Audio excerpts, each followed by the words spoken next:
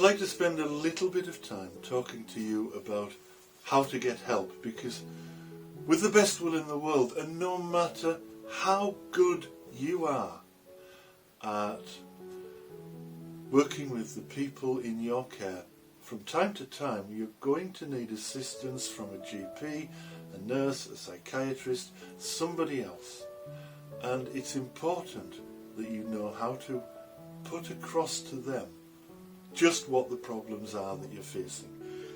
Working with or dealing with doctors or with psychiatrists or people such as myself, community mental health nurses, in that we are trained in a different way. We're trained, first and foremost, like it or not, we're trained in the medical model.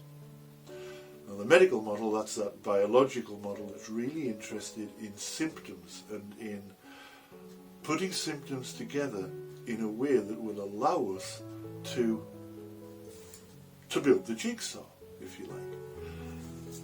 So for example, if somebody is lethargic and they're apathetic and they're sleeping too much and they're not eating and you think they're constipated and they're not washing, well, that sort of tells me that that person is depressed. If on the other hand they're not sleeping very much, they're not eating very much, and they're very active all the time, well, I'd start to think about anxiety and I'd begin to ask questions about worry. Often it's difficult for both sides in that conversation to be understood properly. It's not enough, for example, to go to the doctor and say, Johnny is suffering with his mental health. Well, what's wrong? Well, he just feels bad.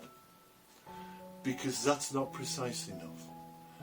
And if you aren't precise, particularly if you're talking to a GP who might have 4 minutes tops to get you in, sat down, listen to what you have to say, write the notes, write a prescription and get you out again in time for the next patient, he won't get it. He won't understand what you're saying.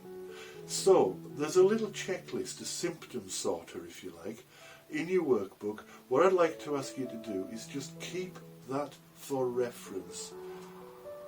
It works as a bit of a chart in that it also will give you an indication of what the disorder might be based upon what symptoms are there.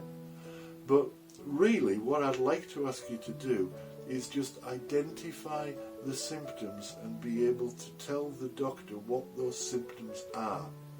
That's not to make the doctor's life easier, although it will. It's to make your life easier and to make it more likely that the person that you're working with will get the appropriate help. So have a look at that and keep it for reference.